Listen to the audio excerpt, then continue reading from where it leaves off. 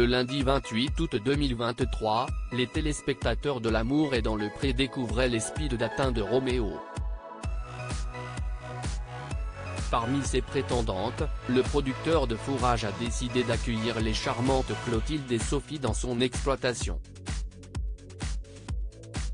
Dans l'épisode qui sera diffusé le lundi 4 septembre prochain mais qui est d'ores et déjà disponible sur 6play Max, le joyeux agriculteur va petit à petit se lâcher, jusqu'à faire une proposition osée.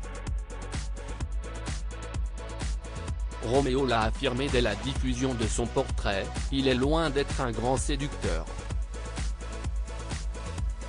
Un peu gêné et peu confiant durant les speed datings, l'agriculteur de L'amour est dans le pré originaire d'Auvergne-Rhône-Alpes a d'ailleurs dû être rappelé à l'ordre par Karine Le Marchand. Mais heureusement pour lui, son manque d'expérience en amour n'a pas empêché Clotilde et Sophie de tomber sous son charme, bien au contraire. Après avoir été choisies pour aller à la ferme, la blonde et la brune n'ont pas manqué de laisser éclater leur joie.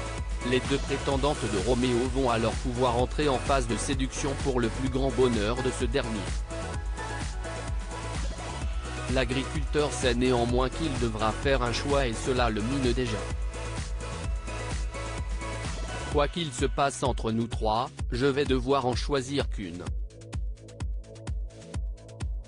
Après, déclarait-il à tâtons dans le prochain épisode déjà disponible sur 6play Max, avant d'être coupé par la fringante Sophie. Ah bon, tu es sûr, qu'une seule ? Lui a-t-elle répondu en éclatant de rire.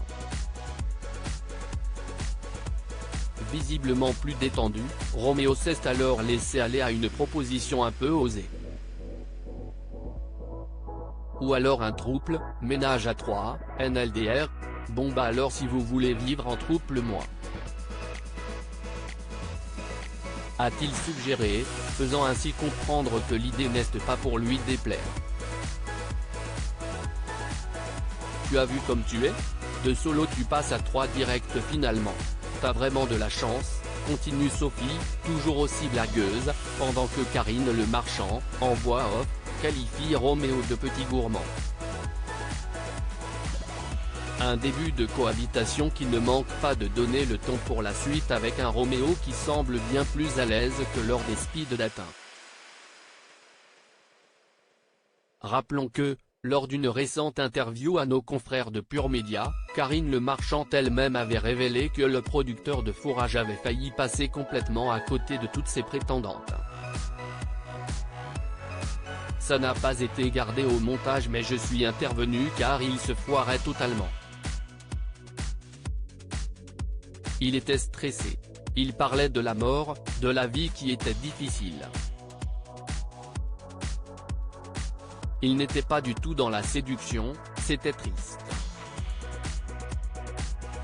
C'était terrible, avait-elle alors expliqué. Un pessimisme effrayant qui a sans doute causé le départ de son coup de cœur Corentine, avant même le début de l'aventure.